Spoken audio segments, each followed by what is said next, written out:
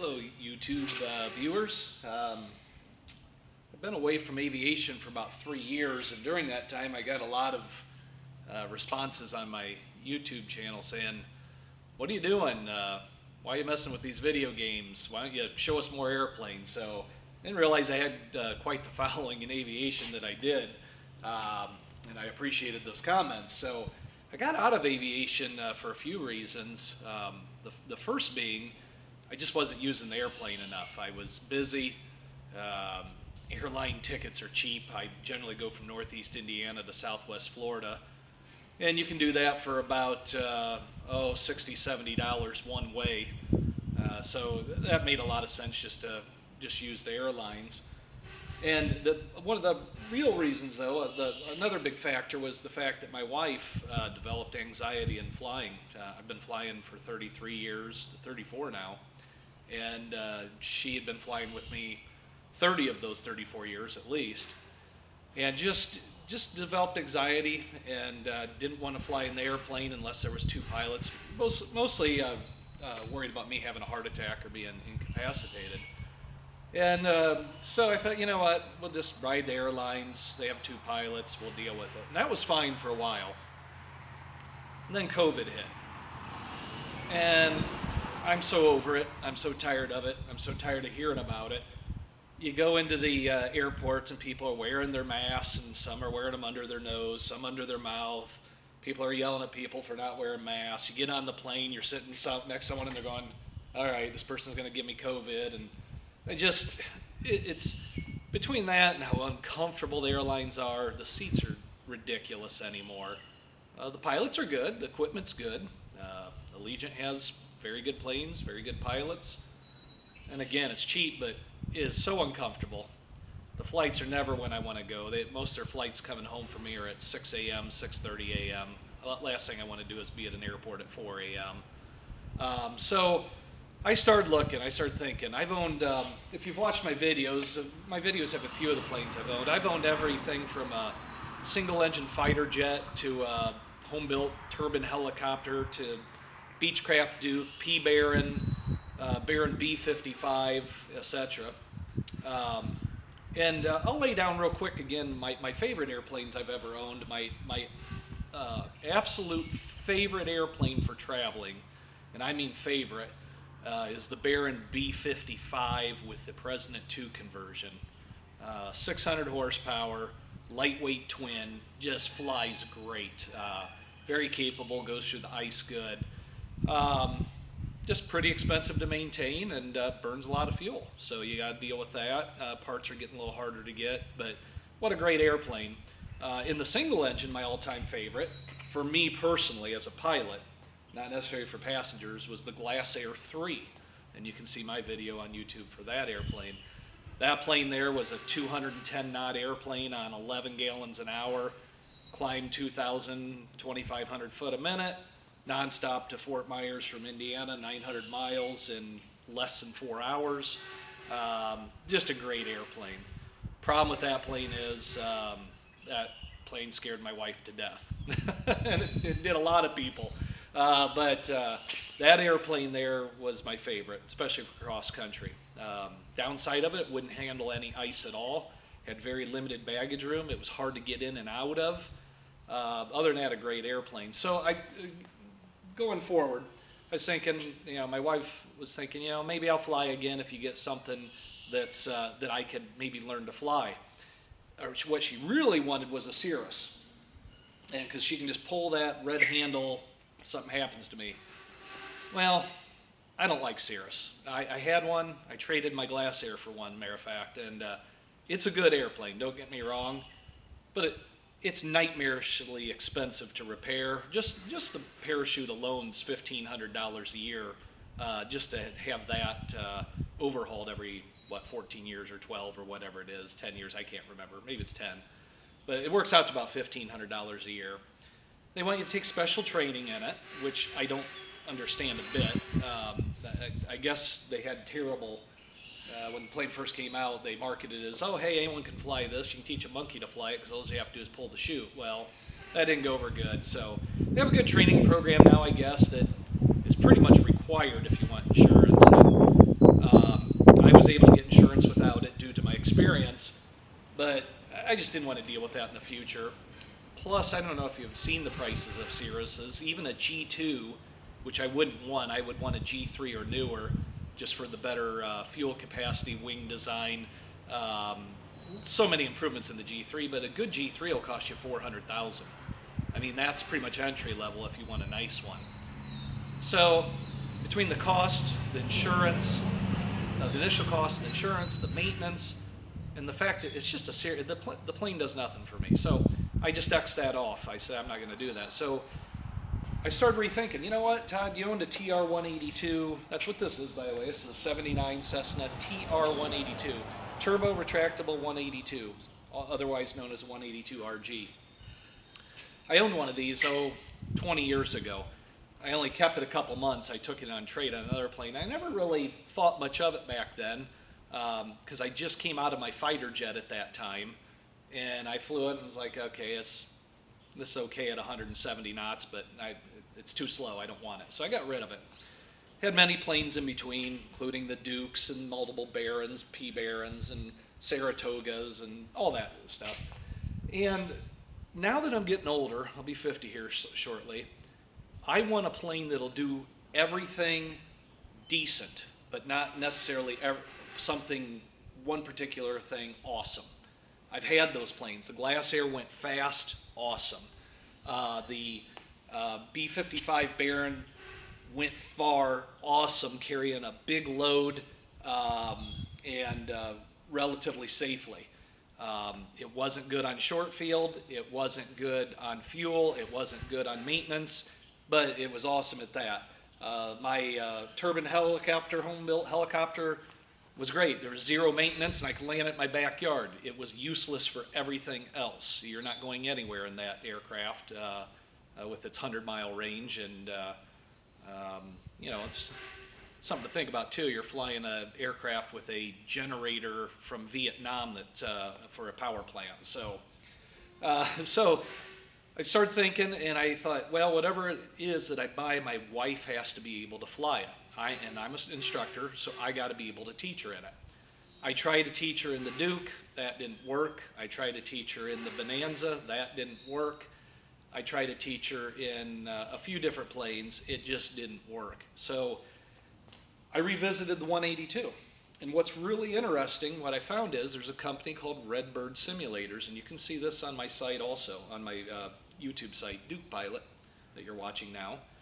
I bought a Redbird simulator, 3-screen, and it's the actual FAA certified. It's actually called a basic aviation training device. Technically it's a simulator, but they call it a training device. And this device really replicates this aircraft almost perfectly. Now the device itself is configured to a 182 RG non-turbo, but that's easy to get around for teaching basic flying. So I bought the simulator, put it in my house, and I'm going to post a video of my wife flying it a little bit. She's had about an hour and a half of instruction only. 1.5 hours on this Redbird simulator, and she is now landing the airplane consistently. Not real graceful at this point, but we're working on that. But she's actually doing it herself without me giving her any verbal instructions. That training device is very invaluable. You can do things in it that you can't do in this plane, like hit the pause button. But what's great again about it is it matches this airplane's performance one-to-one. The controls are the same. The throttles are in the same spot. The flaps, gear, the switches, it's just like the real airplane. So she's gotten very comfortable landing the airplane now. That's her biggest fear. We're going to work on honing that skill down further. We've already done her straight and level, climbs, descents. And when she really gets comfortable landing, I'm going to get her comfortable using the autopilot on the simulator. And then also talking to ATC in the simulator, running the transponder, everything she would need to do to land, get the plane down safely. Again, back to this plane then. Why the 182? Well, my wife has to be able to fly it. There isn't much easier plane to fly than the 182, unless you get into literally a 172 or a 152, which I drive a car to Florida before I buy a 152 to go to Florida. Again, great trainer, horrible at everything else. So this airplane here checks off the box. I teach my wife to fly it. The next thing is it has to be able to haul 4 people and bags at least 3 hours. I can't stand stopping. If I go to Florida myself, I want to go nonstop, and this plane will do it. Wife wants to use the facilities, so we stop halfway, 2 to 3 hours, perfect. So if we want to take 2 friends and their bags, I want to be able to do that.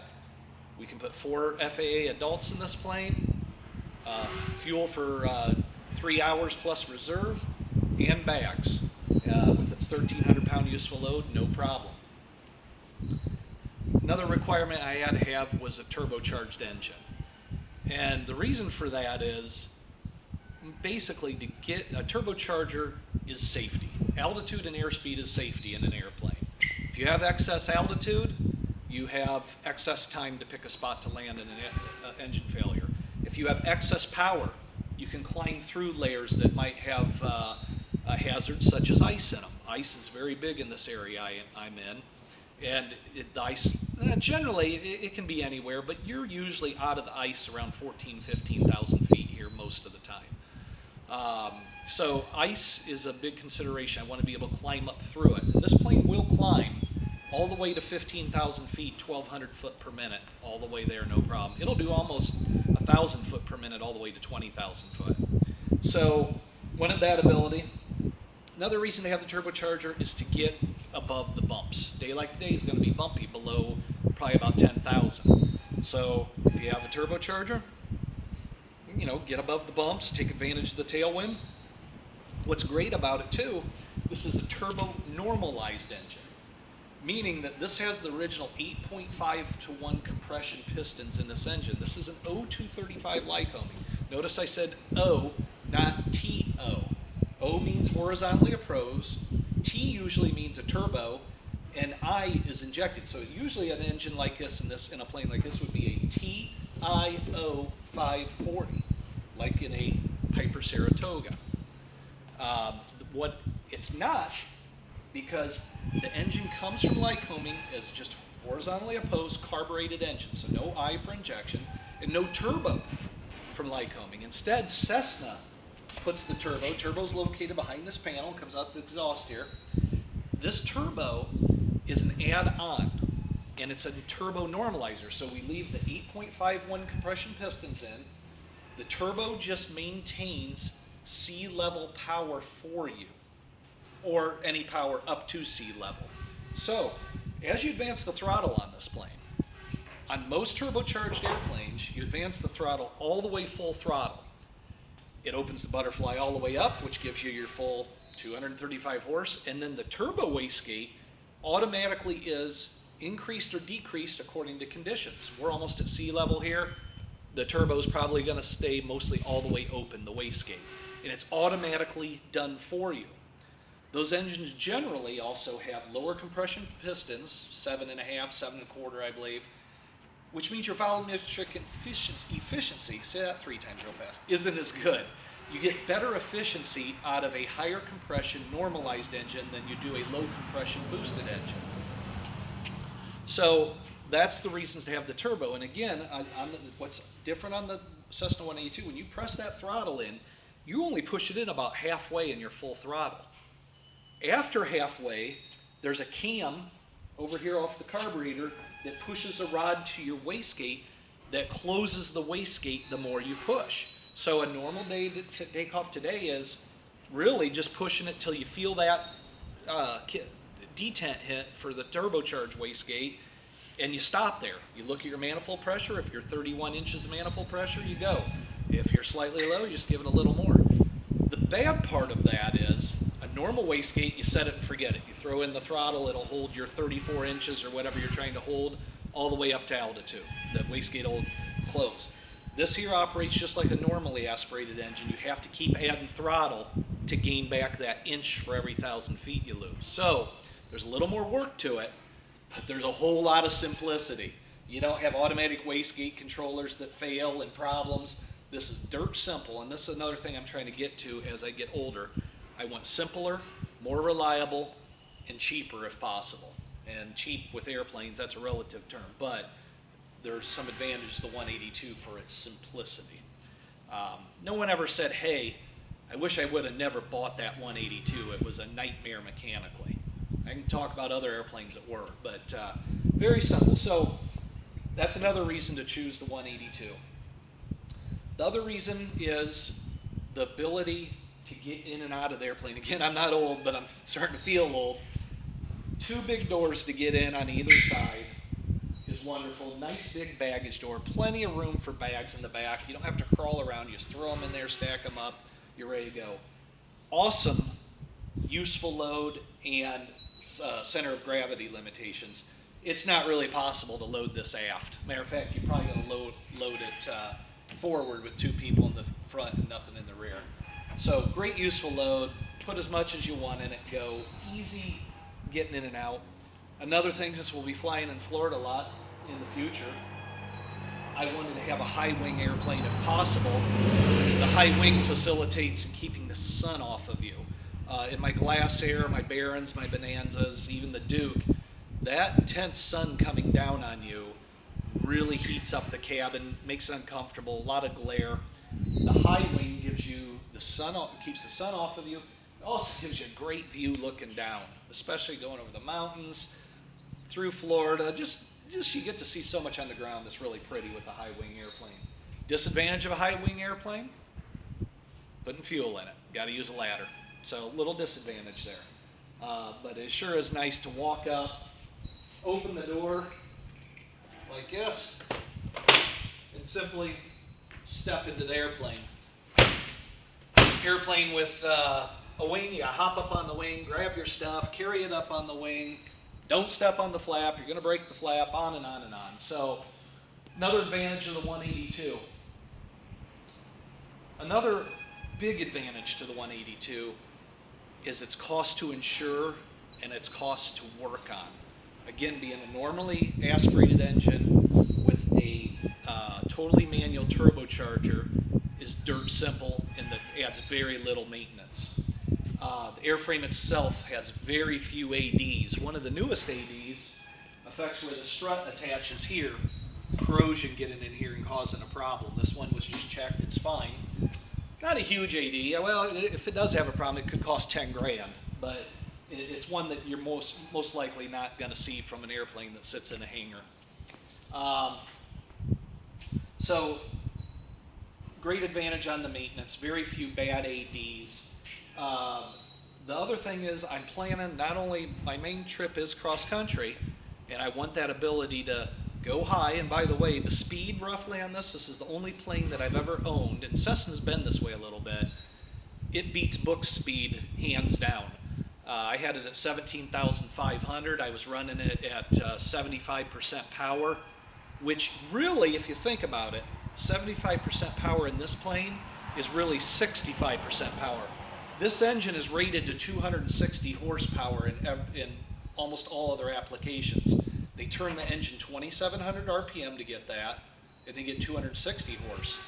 They've limited this engine to 2,400 RPM, which gives you 235 horse. But it's the same engine that can make 260. They've just limited the RPM. So really, when I'm running this airplane 75%, I'm really running it at 65, and that's nothing. That's really nothing. So running it at 75% book power, I was able to get honest speeds of 174 knots up at 17,000. And that's not bad. A turbocharged Bonanza up at that altitude will do closer to 200. The Moonies will do 190 to 200 up there. So they're 15 knots faster, but they're going to take longer to get there, and they're also a lot more airplane to fly for my wife.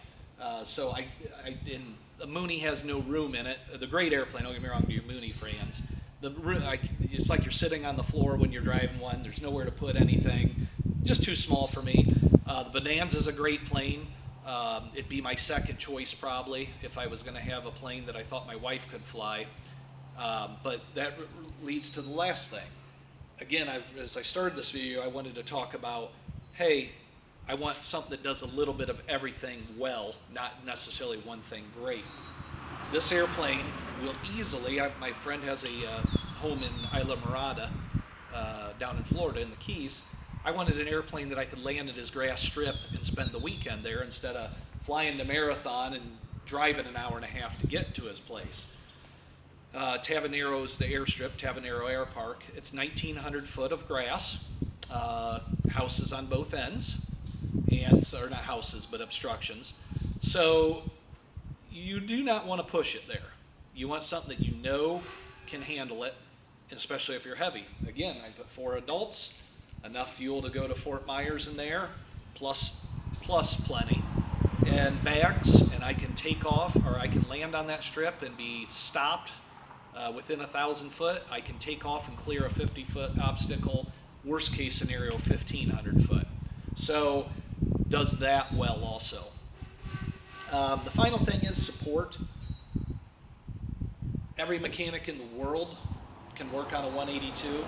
The gear does add a little bit of extra work, but again, I'm a quick learner, plus I remember from my last one, if this gear is actually a very good system. It gets a little bit of grief because people don't know how to fly this plane. The first problem is all 182s are very nose heavy, especially on landing. You got to trim the crap out of these planes to not hit nose first when you land. So don't land nose first. And the biggest problem is most people come in too fast. This plane doesn't stall till 42 knots in the VSO, 42 knots. So 1.3 VSO, that's like 60, right? Or below that, well below that. Most people come into the pattern 100, 110, base 90, 95, they're on final at 85, and they come across the numbers at 80, 75, and then they float another 1,000 foot and let it settle, or they try to push it on the ground, they land nose wheel first. If you do it hard enough, you'll bend the firewall. Not a good idea. It's also very stressful on this little nose gear. So that's something to look for. The other problem with the nose gear is it has 2 hoses going to it, and those hoses are the only thing that supply hydraulic pressure to run this gear up and down, the actuator.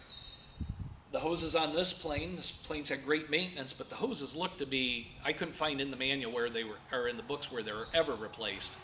And I think they ought to be, some people say they ought to be replaced every 5 years. I think you can go longer than that, maybe 10 or 15, look at them real good. But you need to change these hoses down there, because if you blow one, you lose all your ability to put your nose gear down, and you also lose your fluid. You're not going to get the mains down either.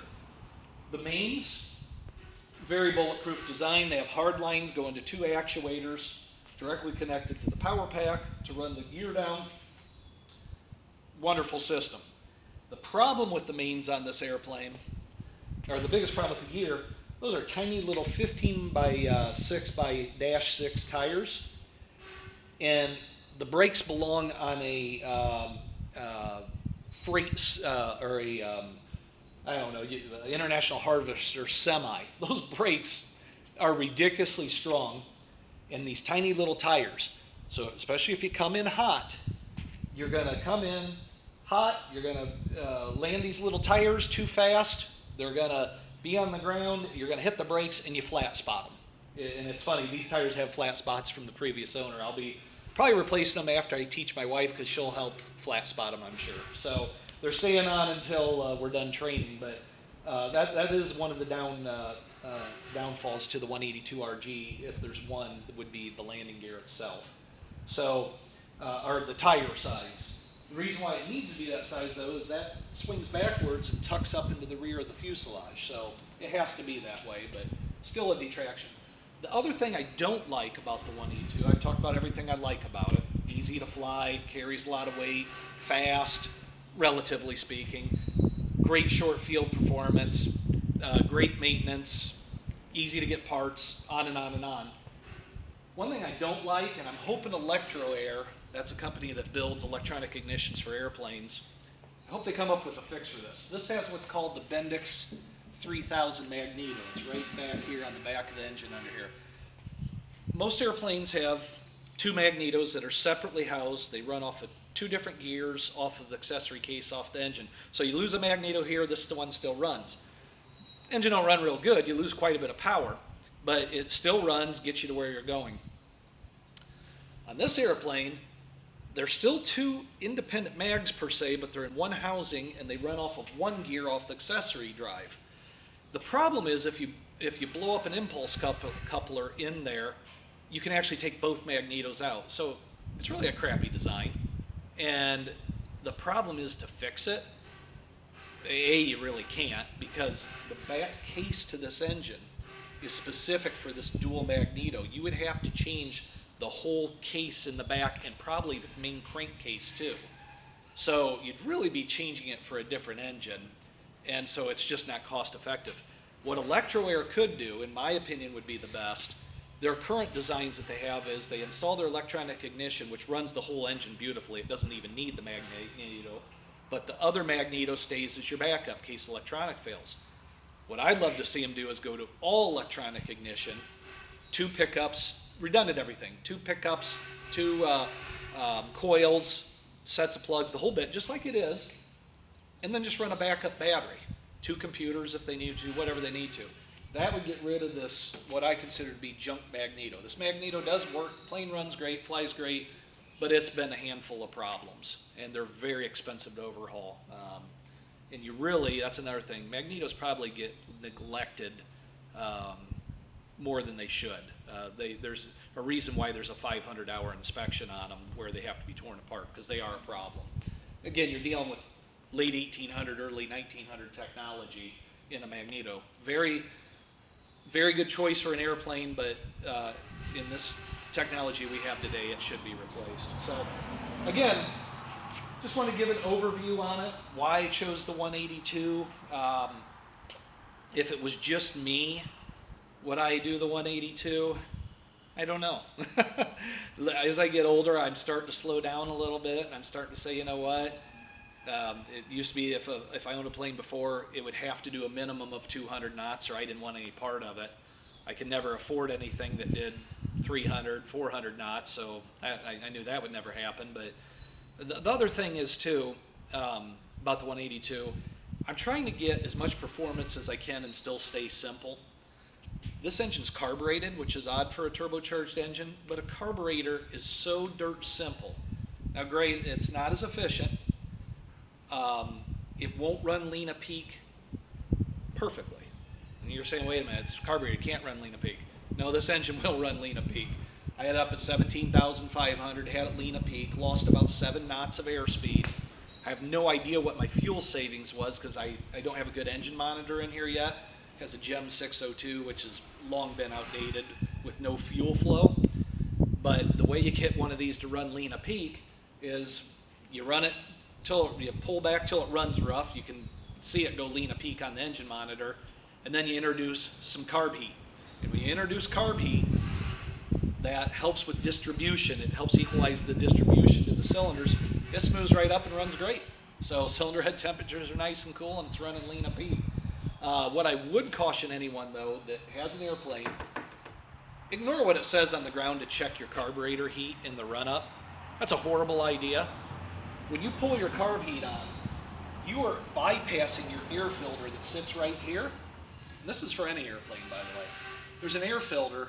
Really, the time you really need an air filter in an airplane is when you're close on the ground or relatively low, because there's going to be dirt in the air, there's going to be FOD on the runway, and that's what you got to worry about. When you turn on that carb heat, you are bypassing this filter, allowing raw air to go right in here, and guess what the first thing it does?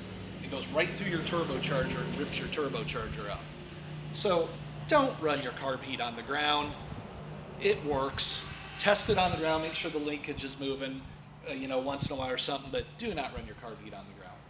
But again, I like the simplicity of the carburetor. I like the simplicity of the low horsepower, huge engine, which by the way has a 2,000-hour TBO, and that was another thing. I wanted to get back into a Lycoming. All my Beechcrafts were 550, IO 550s, which were great engines. The problem with them is that they don't build good cylinders. I'll just flat out say it. Continental cylinders from the factory are garbage. The valves aren't lapped in from the factory. People talk about burning valves, and that's because you run at lean a peak. Has nothing to do with it. Burnt valves come from high cylinder head temperatures and poorly manufactured cylinders. If you ever buy a Continental engine airplane, brand new cylinders, take the cylinders off, send them to Bill at Power Masters, let them lap the valves in, and you might have a chance of getting at least 1,200 hours out of the cylinders. You're never going to get 1,800 or 2,000, but you might at least make it halfway or so through TVO. I've never, of all the airplanes I've owned with Lycoming, I've never put a cylinder in one of them. And I've owned a lot of airplanes. So I've probably put a dozen to 15, I'd have to go through my books, at least 15 cylinders in other airplanes, probably more than that even. So wanted to get back to Lycoming. So there it is. These planes don't get talked about much. Just want to give it a little overview. Great short fuel performance, good performance up high, lots of room, great visibility, easy to maintain, makes it a great family traveling machine. Gonna go fly it a little later, make another video there.